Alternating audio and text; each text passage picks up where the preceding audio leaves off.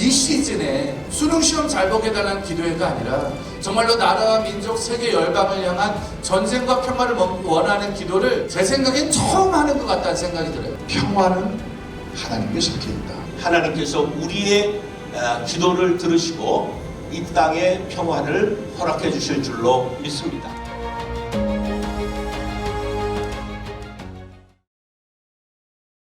오늘 성경 본문은 출애굽기 20장 12절 말씀과 신명기 5장 16절 말씀입니다. 내 부모를 공경하라. 그리하면 내 하나님 여호와가 내게 준 땅에서 내 생명이 길리라.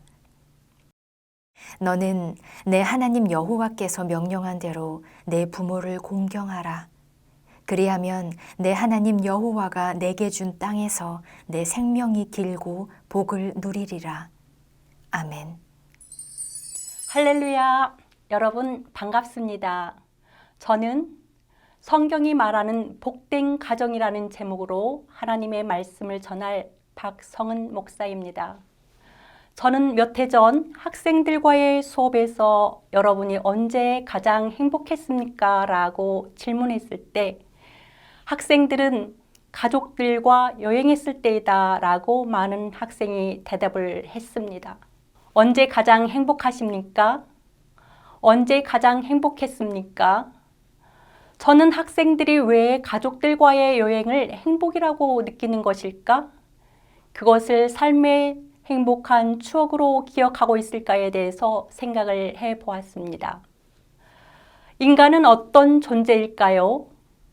인간은 자신의 존재의 근거인 가정이 행복하지 못하면 아무리 많은 것을 소유하고 권력과 명예를 얻었다 해도 설령 그가 원하고 바라던 것을 성취했다 해도 행복과 만족은 결핍되는 존재입니다. 인간은 자신의 가장 근원적인 관계인 부모님과의 관계, 가족 관계가 좋아야 참된 행복과 평안을 느끼는 존재입니다. 여러분, 인간은 한순간도 누군가의 도움이 없이는 살아갈 수 없었던 시간이 있었습니다. 아기를 생각해 보십시오. 아기가 태어났을 때 누군가의 돌봄이 없었다면 존재할 수 있는 사람이 한 사람이라도 있었을까요? 부모님은 우리를 이 땅에 존재할 수 있도록 해주시는 분입니다. 그러한 부모님에게 성경은 어떤 관계를 맺어야 한다고 말씀하고 있을까요? 성경은 부모와 자녀의 관계가 어떤 관계이어야 복된 관계라고 말씀하고 있을까요? 엄마는 누구입니까? 초등학교 1학년 어버이날 학교에 갔는데 선생님께서는 어머니가 어떤 분인지 아이들에게 말씀해 주셨습니다. 어머니가 나를 낳기 위해 한 주전자의 피를 흘리며 나를 출산해 주신 분이라고 말씀하셨습니다. 그 비유가 인상적이어서 저는 지금도 기억하고 있습니다. 어머니가 누구인지 문상석 시인은 다음과 같이 말합니다. 엄만, 내가 왜 좋아? 그냥. 넌 엄마가 왜 좋아? 그냥. 이 그냥이라는 단어가 세상에서 가장 좋은 엄마와 자식 사이의 관계를 말해주고 있습니다. 아버지는 누구입니까? 아버지는 이 세상에서 나를 존재하도록 한 근원입니다. 세상에서 가장 변함없는 사랑의 대명사, 그 이름이 바로 아버지입니다. 몇 해 전 저는 천안에 강의차 갔었습니다. 마침 천안이 부모님의 집이라 천안에서 하루 자고 그 다음날 아침 아버지는 저를 데려다 백석대학교 현관앞까지 데려다 주셨습니다.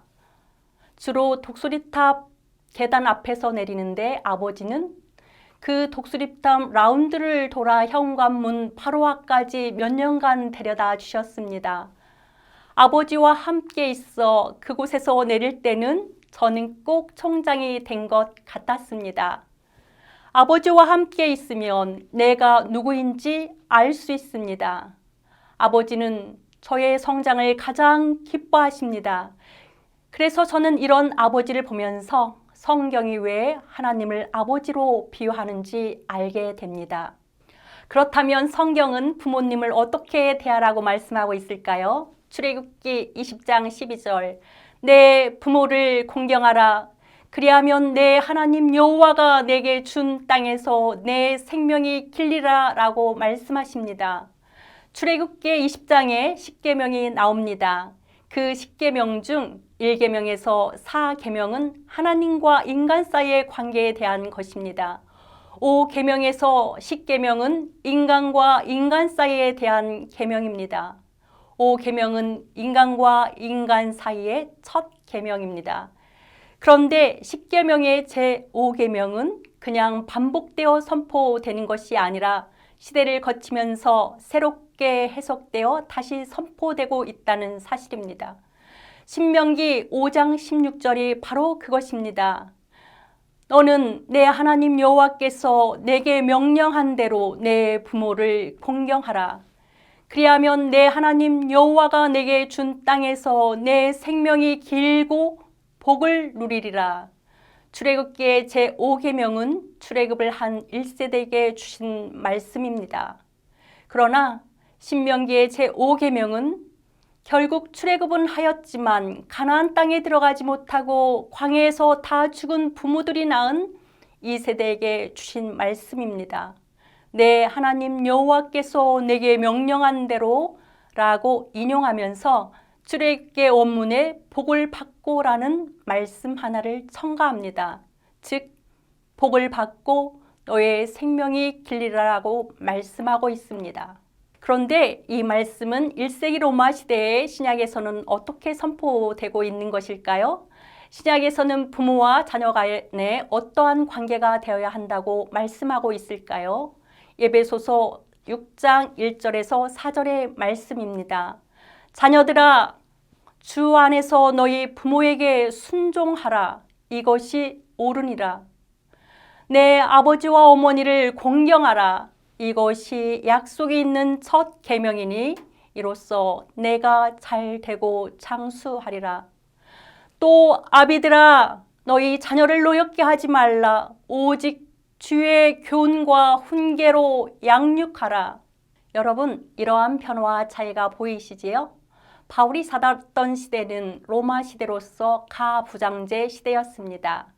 당시의 아버지는 그 가족 구성원에 대해서 생사 여탈권을 가지고 있는 절대적 존재였습니다.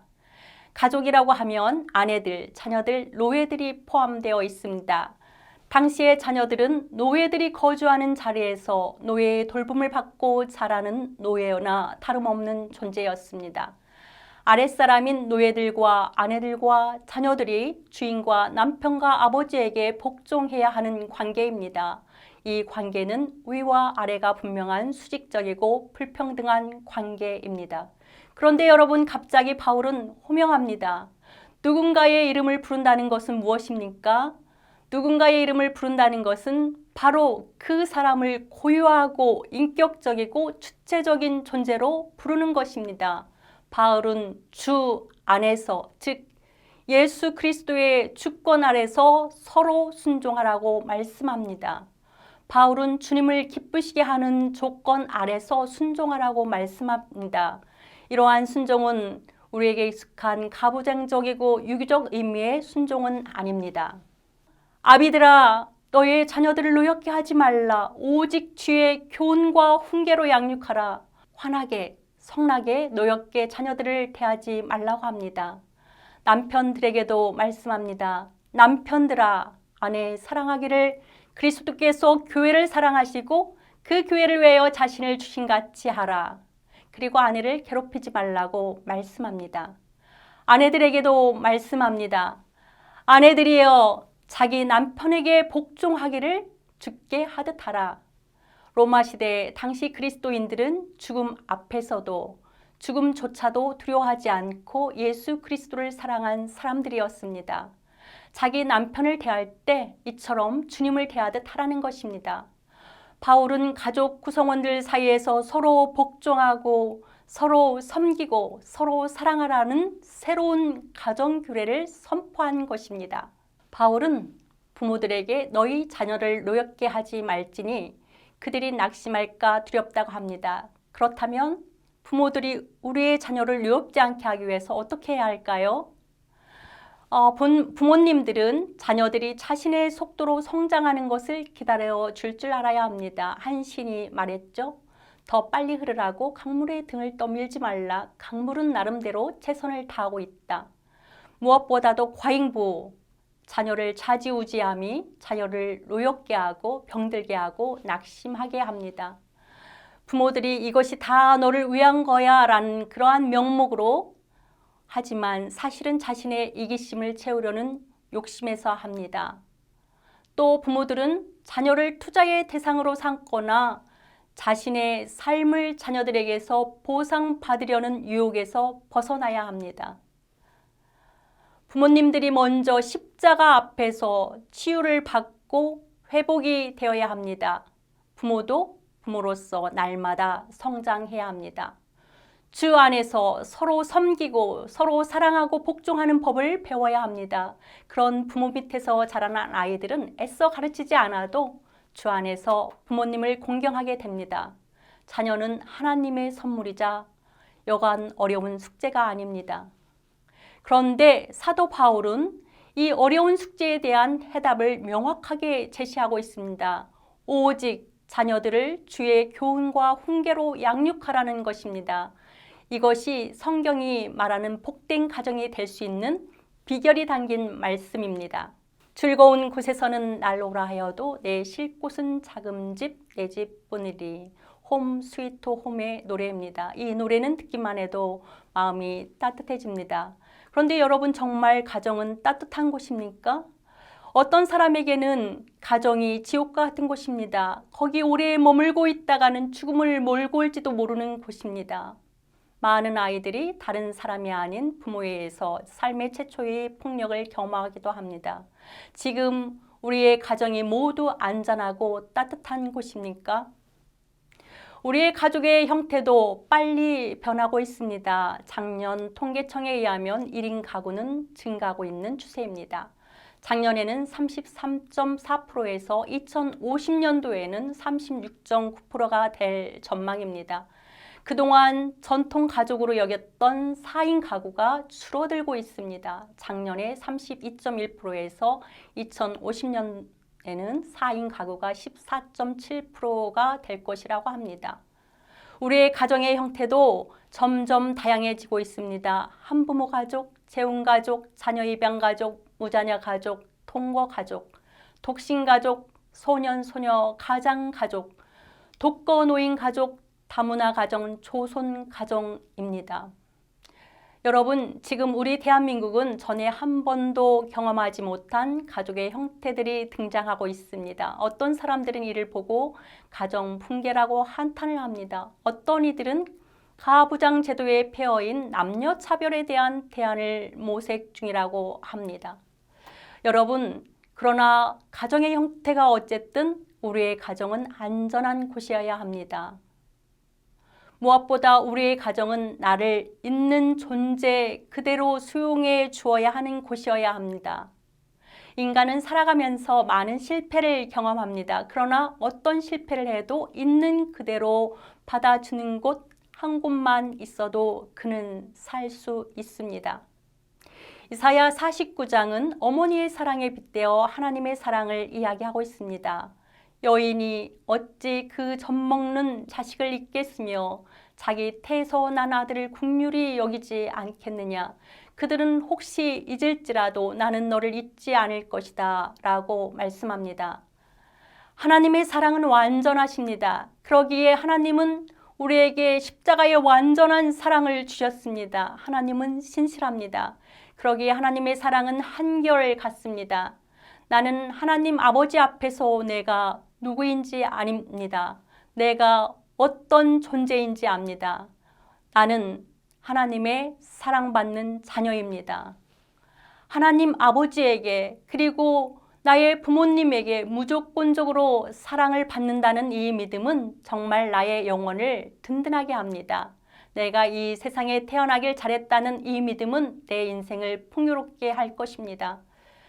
여러분, 하나님께서는 나의 존재로 기뻐하십니다. 우리 모두 주 안에서 하나님 아버지를 모시고 부모와 자녀, 남편과 아내, 형제와 자매에게 서로 순종하고 서로 섬기고 존재만으로도 기뻐함으로 성경이 말하는 행복한 복된 가정이 되시기를 진심으로 기원합니다.